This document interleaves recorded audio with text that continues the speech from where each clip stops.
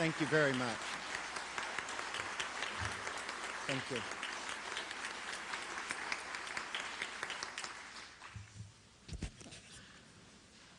Thank you very much. Let me add my welcome to all of you for having come here today. Congressman Kildee, our special friend in the House, Senator Inouye, and of course, Secretary Babbitt.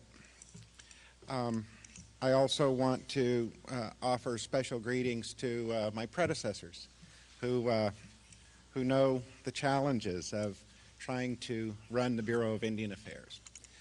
Most of all, of course, we want to welcome the tribal leaders who've come here today. Our only wish is that we could have had every single tribal leader be here, but of course they're probably busier than we are, and that's simply not possible. But I hope all of you will take the message that we share today to your colleagues, to your counterparts with the other tribes, and thank them as well for their service. I want to especially mention Susan Maston, who is the President of the National Congress of American Indians, Ron Allen, the first Vice President of the National Congress of American Indians as well, and I understand that the Executive Board that we're most honored by your presence.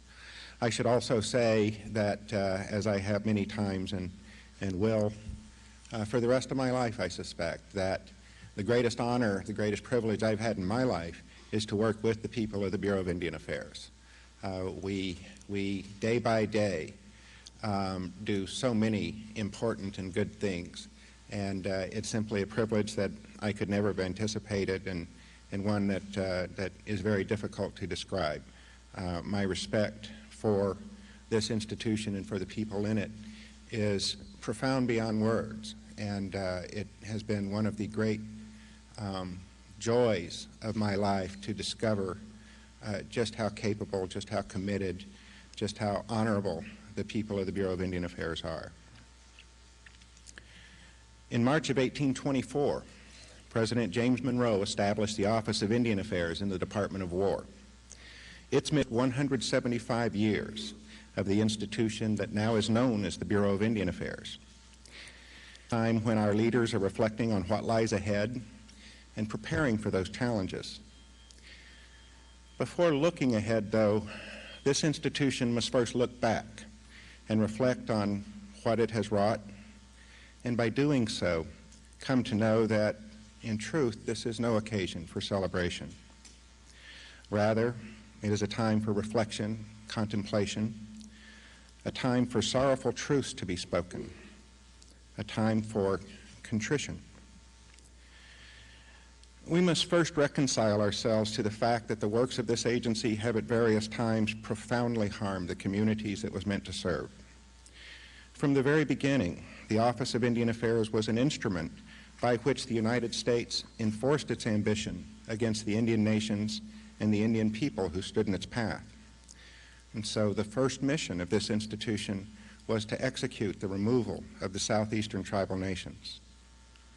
By threat, deceit, force, these great tribal nations were made to march 1,000 miles to the west, leaving thousands of their old, their young, and their infirm in hasty graves along the Trail of Tears. As the nation looked to the west for more land, this agency participated in the ethnic cleansing that befell the western tribes. War necessarily begets tragedy. The war for the West was no exception. Yet, in these more enlightened times, it must be acknowledged that the deliberate spread of disease, the decimation of the mighty bison herds, the use of the poison alcohol to destroy mind and body, and the cowardly killing of women and children made for tragedy on a scale so ghastly that it cannot be dismissed as merely the inevitable consequence of the clash of competing ways of life.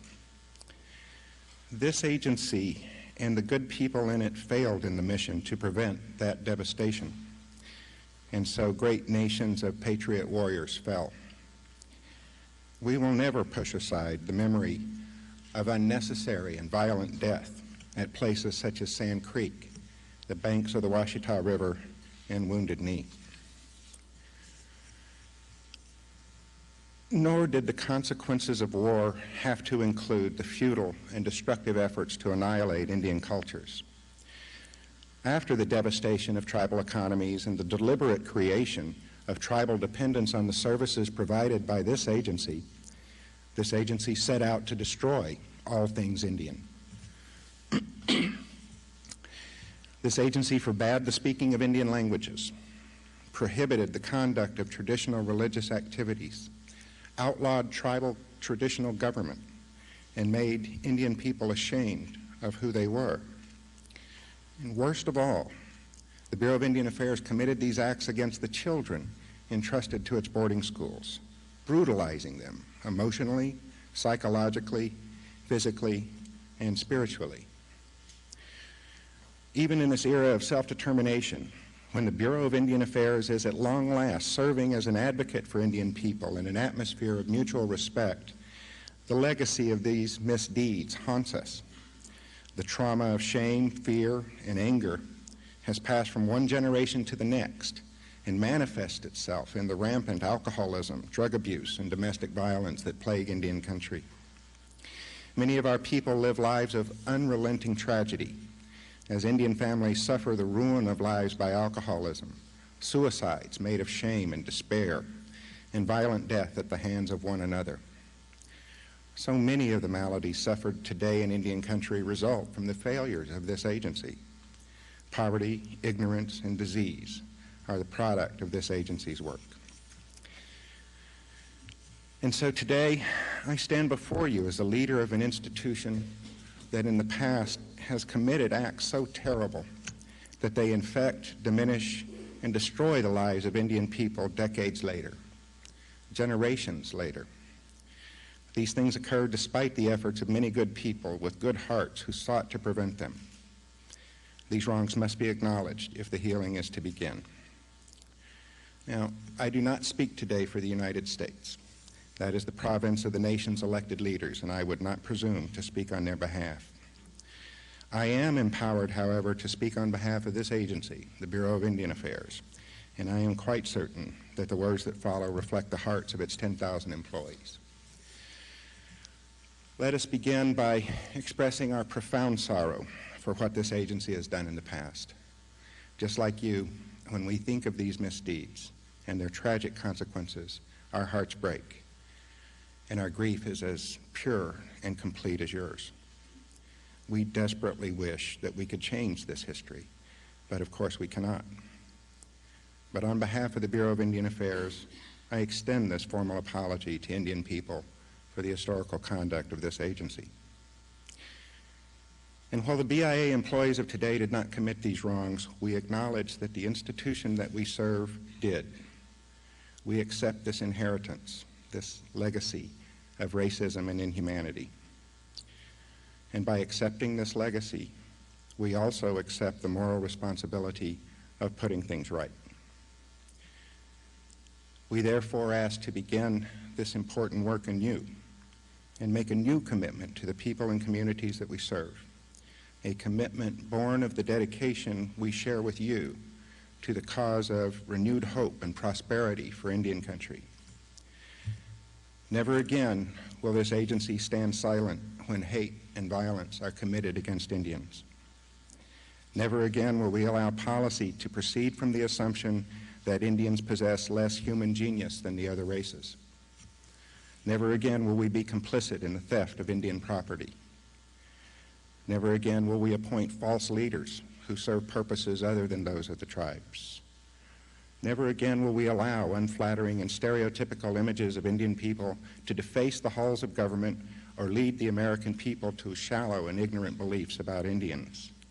Never again will we attack your religions, your languages, your rituals, or any of your tribal ways. Never again will we seize your children nor teach them to be ashamed of who they are. Never again. We cannot yet ask your forgiveness, not while the burdens of this agency's history weigh so heavily on tribal communities. What we do ask is that together we allow the healing to begin. As you return to your homes, And as you talk with your people, tell them the time of dying is at an end. Tell your children that the time of shame and fear is over. Tell your young men and women to replace their anger with love and hope for the people. Together, we must wipe the tears of 7 generations. Together, we must allow our broken hearts to mend. Together, we will face a challenging world with confidence and trust. Together, let us resolve that when our future leaders gather to discuss the history of this institution, it will be time to celebrate the rebirth of joy, freedom, and progress for Indian nations. The Bureau of Indian Affairs was born in 1824 in a time of war on Indian people. May it live in the year 2000 and beyond as an instrument of their prosperity. Thank you very much.